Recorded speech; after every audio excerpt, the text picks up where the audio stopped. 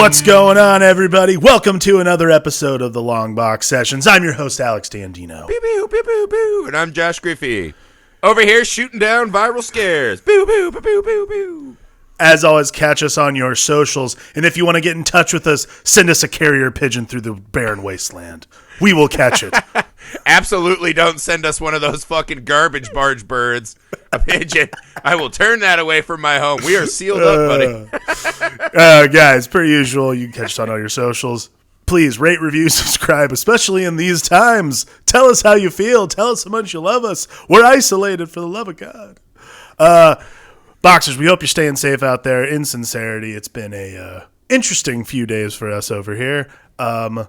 In Los Angeles, we're roughly locked down. I'm pretty sure we're about, by the end of the week, probably going to get sheltered in place. Griff, how are you guys in the Midwest? Yeah, man, we just had the rule come down. We locked down all bars, restaurants, movie theaters, like everything is essentially shut down, except for, pharmacies and groceries. And, Right. my wife's a nurse, so she still has to work through all this. Yeah. So they have to implement now, like, different kinds of screens before she can go into work. Right. Yeah, I'd be lying if I said it wasn't a bit scary. And the fact that my wife's a medical professional, you're like, we're probably, we're probably marked. Also, I found out that as a man with diabetes, I'm listed as high risk. I was like, what the fuck? You are. Yes. Scary times. It's scary, uncertain times, man. But I've been diving in. I found some really kick-ass, hilarious movies. Yeah. And, reading comics and stuff. So that's how I've been trying to keep sane. Yeah, We're having a bit of the... This is a funny one, though. I've been reading The Shining. Oh, my God. I have a penchant for picking the worst Stephen King book for the worst time, right? Like when my second son was being born, the book that I picked, at random, in the dark, in my apartment on the way out, because I was like, oh, this could take a while, grab a book, was Pet Sematary. The worst thing to read as your wife was about to give birth.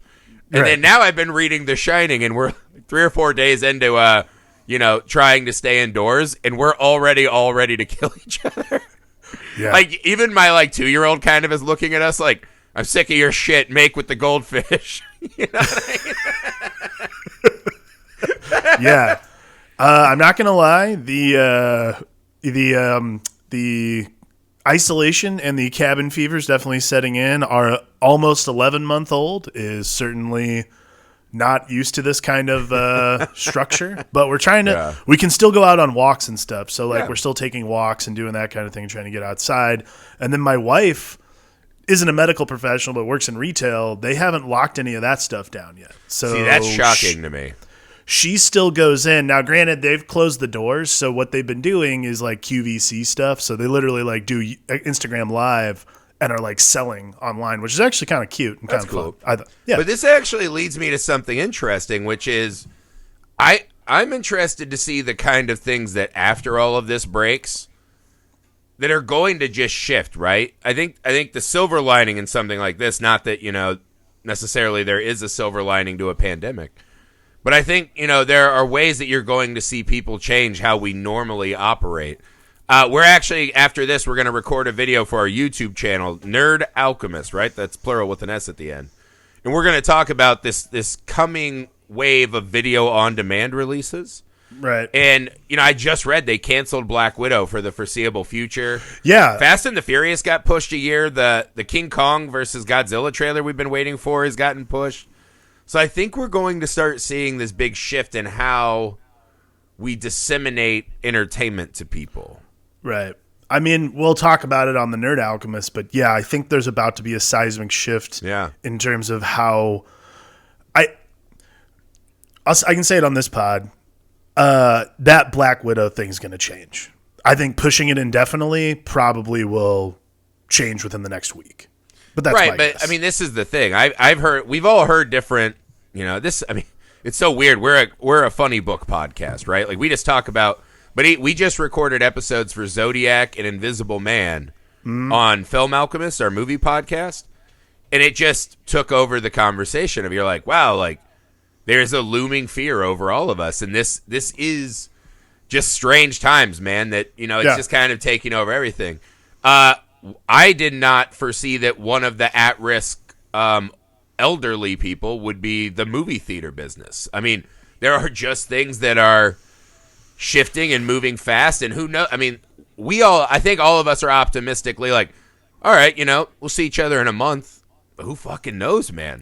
Yeah, so that's why I think you got to find your books and your movies. Yeah, so I think that's the thing I think that's the scariest right now is the uncertainty that we all have. But what you can be certain of is that Griffey and I are definitely going to be putting out podcasts, so that can bring you plenty of entertainment.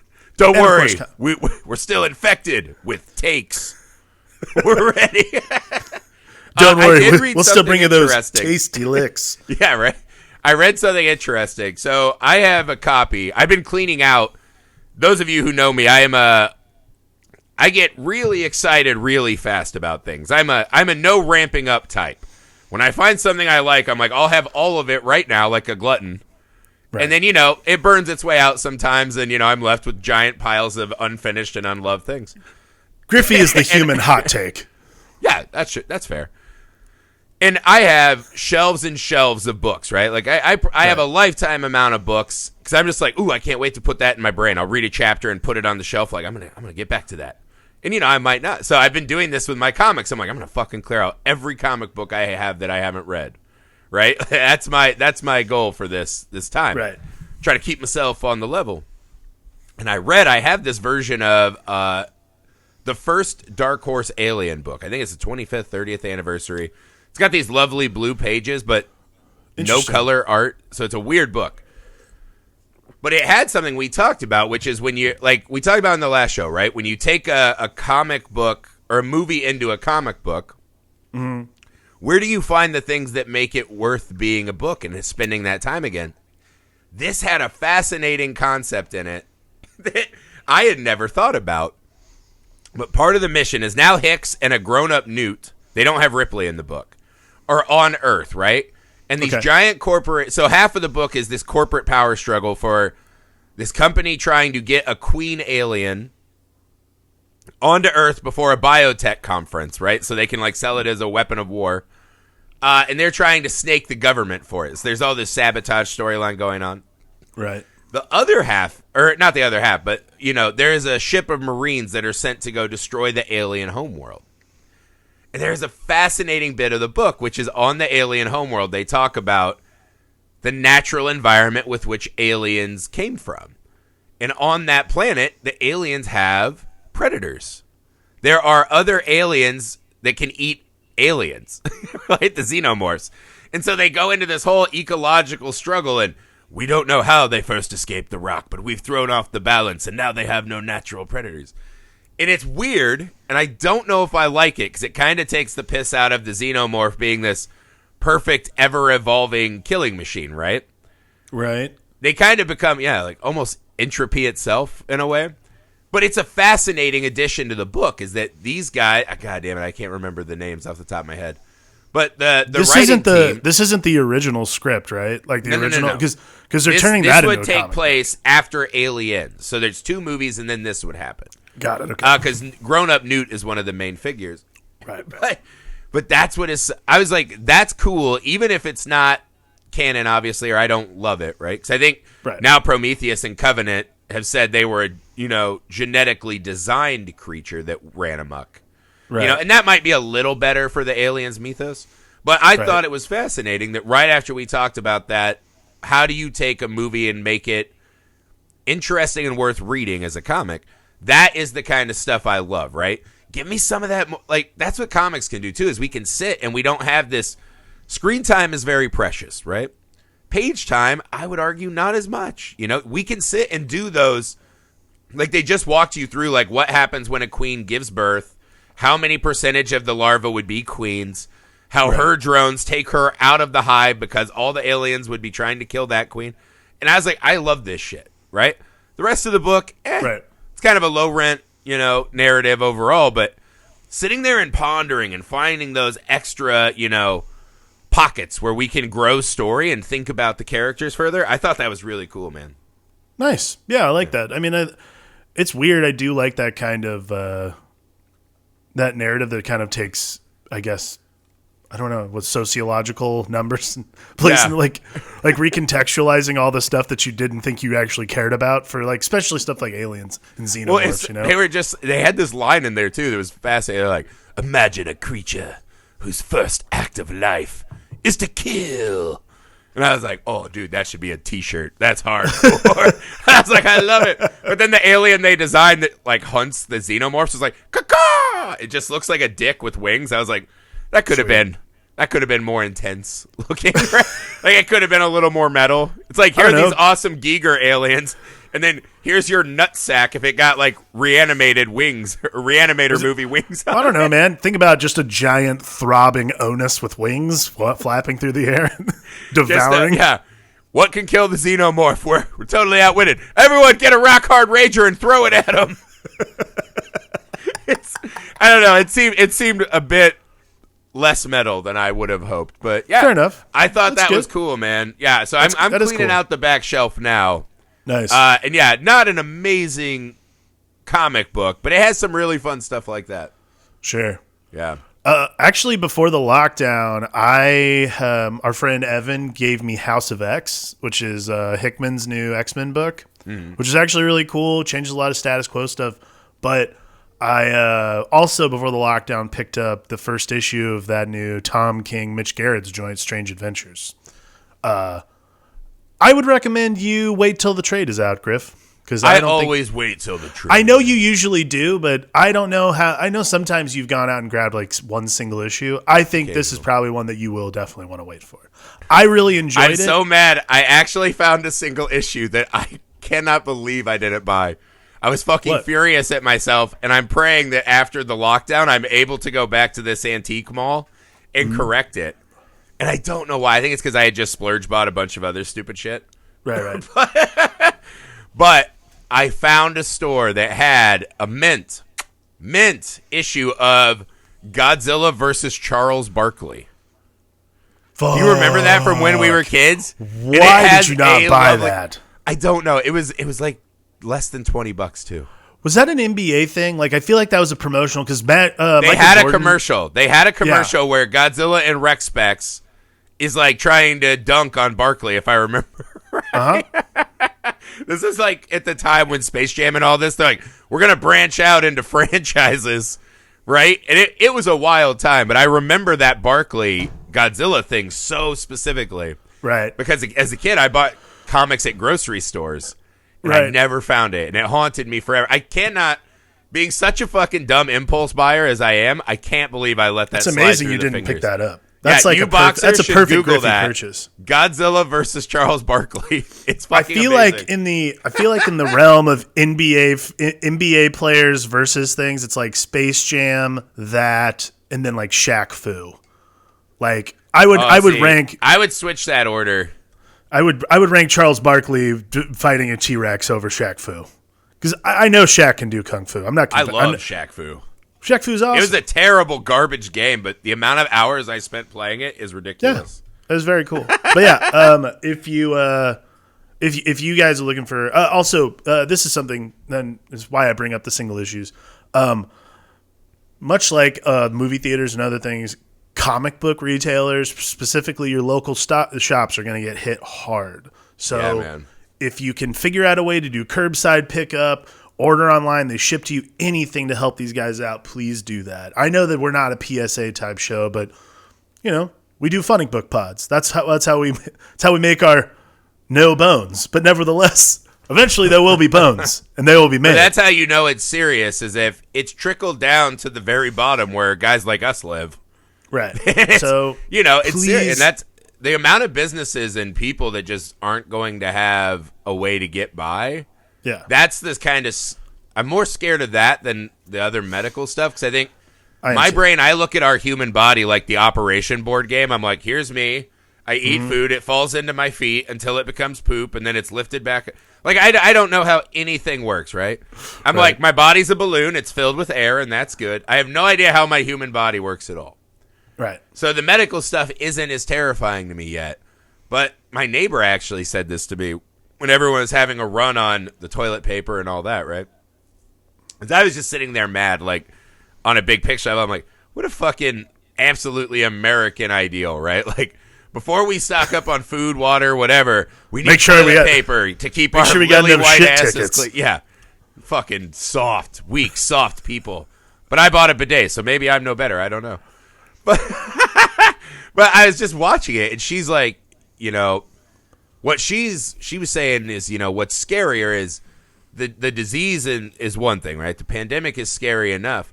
But once people get it in their brain and they start getting really afraid and they start behaving out of fear and, kind of our ethical, let's all work together handshake deal we have as a society starts to slide, that's when it gets terrifying, man. That's when we start seeing that's where zombie movies start, right? I just watched a werewolf movie called Howl. Everyone's on a train just going about their shitty day. The first person gets eaten, and then all of a sudden it's like, fuck you! Right. That's just how these things play out, man. And so that's the fear. So, I mean, if you can do a little bit of decency and, help people get by, man, we should be doing that for sure. Please, this is the time for us all to be a real community of friends. Yeah, and don't pretend you're a hero. You'll get sweet comics out of it. Yeah, exactly. Speaking of actually apocalypses and strange things like that, I was actually I went back because I remembered we had done a show, and this is crazy. This was in 2015. We've been doing this show for like 5 years. Jesus Christ. Does that make you happy or sad? I don't know. I mean, I'm pretty stoked that we're still cool. Friends and also able to do this show still. Yeah, that's right. Yeah, I've left the state since then. Yeah, I mean, this is pretty nice. So I went back. This is 2015, and actually it was right around the time we let me see if I can find. I want to timestamp this for those of the boxers out there. This episode came out May 6, 2015, right after we did our Avengers Age of Ultron pod. And right before we did one of our first long box Thunderdomes. That's crazy. Age of Ultron feels like that movie was like fucking 20 years ago. I know, right? So I think it's weird because I don't revisit the Marvel movies, so I look at them as like these. Like I saw on Amazon, like the first Captain America movie popped up, and I was like, I think of that movie the way I think of like Indiana Jones. Like it's that old in my head. Totally. It just feels like it's been a part of my life forever. So we did an episode called Superhero Zombie Team where we actually each chose 5 characters to be a team that survives the zombie apocalypse. Now, obviously, this is because I had read this novel called X-Heroes. X-Heroes. We talked about X-Heroes. Where they X-Heroes. set up in a Hollywood studio, right? Yeah, I remember that. Right. So, again, 5 years ago. So I listened to the episode, which was brutal because listening to our older episodes, I don't know if you've ever done this. It's terrifying. Like, I mean, I don't know how much better we are now, but I can tell you we were absolutely terrible then. And the fact that anyone listened to anything we had to say is shocking to me. But oh, fucking hell. But I listened to the episode because I wanted to get our teams. So I wanted to, now we are not in the middle of a zombie apocalypse. If I remember, my team was unbelievably well thought out and sound. Yeah, it was good. You really caught me off guard, and you were like, "Oh, I'm doing this off the top of my head." Sure, which I was. No, you were probably. Not. Yeah. No, you weren't. You had this shit written down. So I listened through. I listened to our teams again, and I wanted to. Now we're in the middle of what's called a pandemic. We're not in a zombie apocalypse. No. So I want to know if you would change your team at all. In the middle of said pandemic. How about this? For the exercise, change the whole team. You can change the completely whole team, new. We both have to go new. Now, are we doing people you want to be shut in with? Or let's say this thing goes worse, who can help us survive? Is that what we're doing? Or is this who you'd want to spend like 3 months locked in a cabin with? I personally like 3 months locked in a cabin with a little better than people. Because I'll be honest, I'll be honest, the people who I don't want to, and this is no, you know what? I'm not getting into that. So anyways, yes, the 5 people you want to be locked in a cabin with, like the kind of people you can play like Risk with for 3 months, you know, like that's this is an important thing. Someone who's not going to like automatically win at Monopoly after like one roll. Like because there's people on this list that's so originally. Our zombie apocalypse teams this was yours. Cyclops was your leader. Smart. Wolverine, but without his healing factor, because the character in X Heroes who gets his arm bitten, and his healing factor literally, all of the healing factor goes to healing his arm, so his arm like literally dies, but the rest of his body's okay. So you did Wolverine with no healing factor. That's strange. That's a strange pick. I think so too, because as we've seen in the movies, Wolverine has absolutely no idea how to duck. So I feel he doesn't have to. He's 5'1". Exactly, he's a snack. What's he ducking? Right. Chairs? Batman. Smart. This was an interesting one. Solomon Grundy. Nice. Ooh, yeah. That was nice. Ooh, and then finally Magneto, which I contested because we threw out like everyone who's like ultimately powerful, like Superman and the Hulk were the first two to go. But nevertheless, Magneto. He's Omega level. I might have cheated. It's fine. My team was the Human Torch because he could just like blast everyone's. He could just, burn everyone's head off. Going with ultimate powers, eh? That's not ultimate power. He could destroy the Earth's atmospheres by himself. Oh, well, if we're going by Chris Evans' rules, sure, that's fine. Real loose cannon, that guy. The Punisher, which I don't know why I chose the Punisher, but nevertheless, the Punisher. I think I had him in a sniper role, which, again, is only based on Dawn of the Dead. Right. Doctor Strange, which, a lot of powerful force fields. Professor X, which I don't know why. Horrible. Horrible choice. Good. And then Venom. Yeah, I definitely smoked you on that one. Well, Venom's good because the symbiote can't become a zombie. So the teeth can't penetrate the symbiote. I guess. Symbiote. Sorry, Sony. So symbiote. Those were our teams. Now, here's the trick. Now, the trick is, who are the 5 people you'd want to be sheltered in place with for 3 months? Yeah. Go. Obviously, number 1, Swamp Thing. He can keep fresh air. He can keep a constant supply of fruit. And as we've seen, he can also produce psychedelics that let me think I'm in a utopia. I can just be running around the Overlook Hotel butt naked and be like, I don't care what's in room 237. So yeah, Swamp Thing, number 1. That's easy. That's who I want. Okay, nice. Yeah. I like that. And he doesn't talk a lot. That's the other thing. I don't want a lot of wisecrackers. Right? After 3 to 5 months locked in, like, I'm sick of you, Deadpool. Yeah. Like, I don't want to be around you.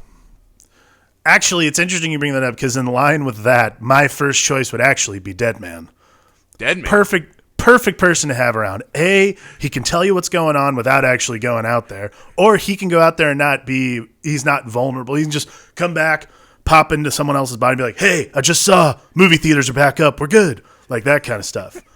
Also, I don't have to hear him talk unless he gets into someone's body. I'm fine with that.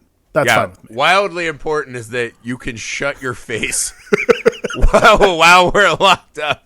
Right? Like, yes. I just want you to be hanging out and watching movies. Who would be number 2 for me? Oh, I got it. Clayface. Okay. Because then he could be putting on, like, community theater stories for us in case, like, we run out of electricity for movies. You know? Be like, hey, can you reenact, Hell Comes to Frogtown for me? And he's like, huh, gotcha. And he can just morph in and be in character. That's exactly how he does. That's exactly what the character does in that Harley Quinn cartoon, which is perfect. Exactly. That's all I need him for. That's here. Good. And also it's nice because, after a while you're going to get, like we watched The Lighthouse, you're going to get sick of seeing someone's face. You're sick of their goddamn thoughts, right? You're just sick of their bullshit. Clayface can become a different person. Nice. That becomes important to me. But there is a drawback because he's an actor and because he can be a little vain and a little needy. That's kind of that's problematic. Got to admit, we're a captive audience. How much needier can he be? You're running all day, every day. You're running into the same problem with Deadpool. Like it's the same thing. This guy might not shut up at some point. Yeah, you think at some point he's like, now I'm hitting my Von Trier oeuvre, and you're like, come on, that's heavy. That's too heavy for this, Clayface. I need more Fairly Brother comedies. Swamp Thing, wrap this guy up. Yeah. Stick him on the wall. I think I'm fine with Clayface. He'd get plenty of attention from us. Plus, I'll be on my Swamp Thing fruit diet, so I'll be loving life. We're good. I feel good with that one. Okay, cool. Nice. All right, now who's your second one? Are there things that we need during this, right? So right now I've gone with sustenance, air, and entertainment. Yeah. Do I need more than that? Who are you going with for number 2? My number 2, I think I'd actually go with. I'm going to start with entertainment and get that out of the way now. I would actually go with Hank McCoy Beast. Now, For entertainment? very smart guy, but also very well read. So while you took Clayface, I will have to take a guy who can just recite Shakespeare. Like, that'll have to be entertainment for me. Yeah, right. I hope you like upside down juggling. That's all he can do to entertain. It's fine with me. I don't care. I appreciate all art forms equally. I mean, look, I'm not a mime guy. That's why I'm not picking like any of the Joker's crew. But nevertheless, I'll take a guy who's intellectual, can play a board game here and there, and not like uppity about it. That's fine. I think you just assume you're having board games everywhere. That's cool. Well, I have board games in here. I'm trying to think. God, what do we need? Like, what do you need when you're stuck in, right, a pandemic? What do we need? All right, so I need someone who could shut up. I need someone who's like just a bro. I need a bro to hang out with. God damn. How about Sue Storm? Right? Okay. So she can go invisible, right? So this helps with the lighthouse. We're sick of seeing each other, right? She's used to putting up with difficult men, right? True. So that helps. And worst case scenario, right? Like, let's say this thing gets really bad. She can actually create a force field around the Overlook Hotel where we're all staying. Nice. So she can keep the infection from being able to get to us. I think Sue Storm fits all of the criteria of a pandemic team. Okay, cool. I like that. That's nice. I would say for not sustenance, but definitely to keep things clean, I would go with Storm. She can, if let's say something becomes airborne, use some powers, get it out of there. I'm breathing clean air all the time. That's dangerous, though. What if she's like, and she just spreads it more? Not towards me. Yeah, that's fine. I don't give a shit. That's an inaccurate science, though. I would be terrified of that. Storm is pure accuracy, my friend. That's all that matters. You're taking a lot of risk based on assumptions. Also, she knows Beast. If Beast is being a douche, be like, hey, calm it down. That's an important thing. You got to have people who know each other who can say, hey, I know you on a level to level. Relax. So you're starting a mini Xavier school for the infirmed. That's only 2 X-Men, bro. Out of 3 people. It's a heavy dose of X-Men. Who do I want next? What's the character's name? Sweet Tooth. Okay. Right? A nice little boy. Heart of gold. He has antlers. That doesn't bother me at all, right? And he himself has experience living in an apocalyptic, ravaged by disease world. Nice. What is that little boy's name in that comic? God damn it. I cannot remember. Fuck. Sweet Tooth. So the book is Sweet Tooth by Jeff Lemire. I think that's what they call him, because there's him and an old hockey player. I can't remember exactly what the character's name is. Gus. That's it, Gus. Gus is so what happens in Sweet Tooth, for those of you that haven't read Jeff Lemire's Sweet Tooth, essentially all the women on Earth start giving birth to human-animal hybrid babies. Right. And this is also mixed with essentially like a plague that starts wiping people out. And so people become terrified of these hybrid babies, as somehow that their birth is directly related to the pandemic. And so this guy, he still has this heart of gold, right? And he's still kind of marching through the apocalypse. He warms over this old hockey goon who helps him, survive and roughs people up. And so there's a really nice, he has a nice optimism considering all of the nonsense he's dealt with. He's dealt with pandemics. I think Gus would be pretty cool to hang out with. Okay. That's what I'd go with. Who do you got? Very cool. I would go with, let's see. I need someone. I need someone who can go out and get groceries and isn't going to get totally destroyed. So I'm going to go with shit. Just popped out of my brain. What if there are no groceries? So are we going full blown apocalypse? Like you're gonna have to go out? I think we should assume it's getting pretty bad, right? Okay, That's so why I did Swamp Thing, so I can eat psychedelic fruits. Right. So that's you tripping balls. That's fine. I need to find someone. Eating. Well, it's hard for me to think of anybody who can do that besides Swamp Thing. Oh wait. Yeah, I don't know, man. I think no, that's not going to work either. I think ultimately, I need someone who can go out and find things without getting completely damaged. So someone who can at least find us something, not necessarily a farmer or someone who can generate his own shit, but more or less a scavenger of some kind. And that I think has to be a cyborg of some type. So you know what? I am actually going to go with a cyborg. Because that's the only person I can really think of off the top of my head at this very moment. Smart. Someone like him or Vision, right? Yeah. Assuming they can still power their bodies, which they should be able to. They should be able to. They can walk out and be pandemic immune.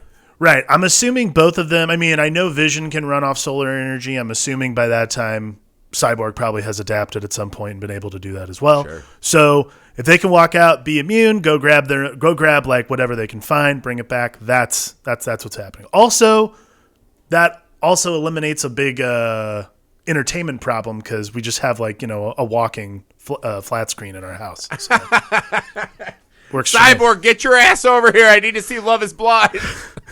Cyborg, come on, Netflix and chill now. Cyborg's like, I only have Criterion Channel on my body. For him, the infectious disease is like Netflix bingeable shows. Cyborg and chill. I have a question for my fifth one. Would you allow me one of my former team? Oh, yeah, sure. Because I want Wolverine with healing factor. Got it. Here's why. Because as I said it out loud, I'm like, oh, man, only surviving on fruit. What if my guns get weak, right? My team is not as muscly as we need for fighting. So also, I would have Wolverine. A lot of fructose. So every day, we're going to carve Wolverine up, right? We're going to take an arm or a thigh. Oh my God. And he will become our regenerating source of meat. So you guys are doing forced cannibalism. Okay, cool. Yeah. Every day we're going to have like a Caesar salad with Wolverine topping. And he's going to be like, ah! But then he can just re-heal himself. So every day we'll have a renewable source of meat. And if the shit goes down, his body should be able to fight off whatever infection's out there. Yeah. Which could lead us, with scientist Sue Storm, to come up with immunization protocols, and he can also beat some ass if we need. I think Wolverine is perfect.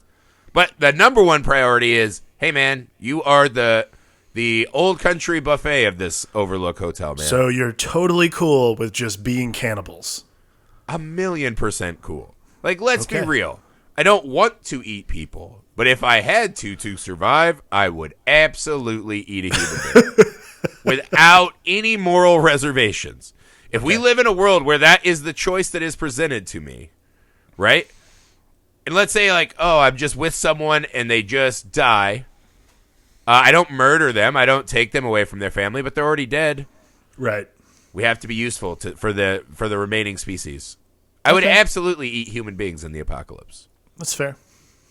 I don't know. Maybe Swamp Thing would be like, I could produce enough protein from high-quality almonds or whatever. Yeah, he'd probably make you guys tofu or something. But then Wolverine has other good, valuable traits as well. So wait a second. So you have a member of your team who can literally create protein you need, but you're willing to force cannibalism upon everyone. Well, I don't know.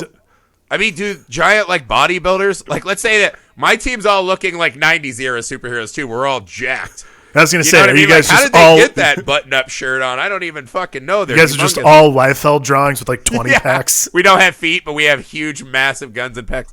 And it's like, I don't know. Do bodybuilders, can you sustain that level of swollenness on a pistachio-only diet? I don't know.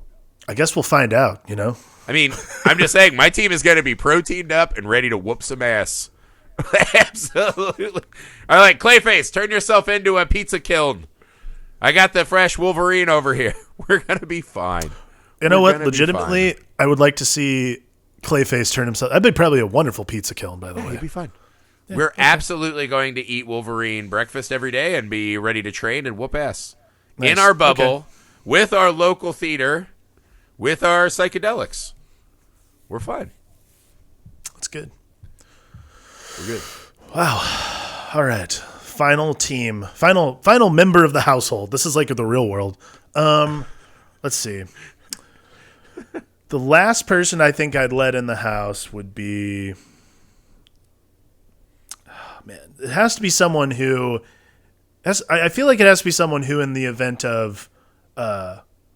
who's prepared for the... who's prepared to get us out of there, and in the event of anything going wrong can also help, so on and so forth. I'm going to take a page from your book and take one of my team members. I'm from the old one. I'm going to bring Doctor Strange in. Also, because instead of psychedelic trips, he can take us on multi-dimensional adventures, which I think I'd be okay cheating, with. though. He can literally just teleport you to a dimension without pandemics. I don't know. That's not what it is. I don't want to go live somewhere else. I want to live in this. I want to live in this area. But if I want to take a trip, it's fine. You want to go to fucking Otherworld's Panama City Beach for a week and be hanging out with, hot Floridian aliens. You know what I mean? Kicking up and having some intergalactic Mai Tais while we're all here struggling, eating Wolverine for the 50th day in a row. That's not fair. Excuse me. You chose cannibalism. I'm not trying to do that shit. Hey, so if you want to do that, that's on you. You die. Sorry, we don't all have this intergalactic, Doctor Strange Virgin airline that can fly us around to other dimensions. That's cheating. Tough You're supposed shit. to stay in the bubble. You're supposed to be on lockdown. Okay, not fine. galactic traveling. If I want to galactic travel, first off, I'll do it if I want, man. That's part of life. Because, see, I almost was like, you know what I should do is get a time traveler who could take me back to before the pandemic. But I was like, that's cheating. No. Yeah, see, like, time travel's different. Yeah. I'm talking about, okay, how's this? Instead of actually taking me to Doctor another Strange, dimension, but you cannot travel anywhere outside of the house. You can't travel anywhere outside the house, but he can do that transcendental meditation thing and take you, like your spirit, to another plane of existence. Right, so you guys could have like Demolition Man style bang sessions and still keep socially distant? I mean, not with Doctor Strange or anyone. By the way, I'm sorry, we got to get back to this. I would never go to Florida and hang out with aliens. Sorry. Cosmic Florida. Cosmic. You're telling me you wouldn't want to see what the Florida equivalent was on an alien planet? I wouldn't even go to Florida on an alien planet. That's how much I hate Florida. Fuck. I want to see like what are the dingiest H.H. Giger versions of Florida throughout the galaxy. I want that in my life so bad. I would absolutely do that for sure. And you would too. Don't fucking lie. Nope. Don't lie. By the way, I was just in Panama City Beach. And they're trying to church it up, right? They've like sanitized. Last time I went, I was like, this is like a real Sodom and Gomorrah. Now it's like they're trying to clean it up. You can't drink on the beaches anymore. Yeah. Well, and you're like, why does this town exist? It's very strange. I'm going to tell you right now, I spent a lot of time in Panhandle, Florida for work, and I can tell you that everything about that place sucks, and I would never go back. I would never go back voluntarily. The Floribama coast? Yeah, I also went to the Alabama coast. Equally as garbage. Let me say this. The only way I'm trying to survive an apocalypse if it's not in the Panhandle. The moment I'm in the Panhandle, I'm like, you can't throw this shit on as well. I'm out. Yeah, exactly. I'll say this. The caveat to all this, and here's an important thing. Let's say our houses are next to each other. The caveat to all this is if it takes place in like Fort Walton Beach, Florida, the first thing I'm doing is finding a fucking time traveler and be like, get me out of this shit. Yeah. Take me anywhere else in the world. No, I'm literally just going purge on myself. I'm out. I'm not fighting to survive in Florida a day longer. I will walk up to Cyborg and be like, hey, is that fucking sweet ion cannon ready? Just take it out. Go for it. Yeah, I would live in Detroit from the movie The Crow before I would ever go to the nicest part of Florida. Oh, my God. That's right. If there's one thing the long box sessions is not into, it's Florida. Yeah, I think we made that wildly clear over our 200-plus episodes. Oh, my God. That is our superhero, super person, I guess. Who won, Pandemic guys? Team. Boxers, who won? If you had to get locked in with one of our teams, who won?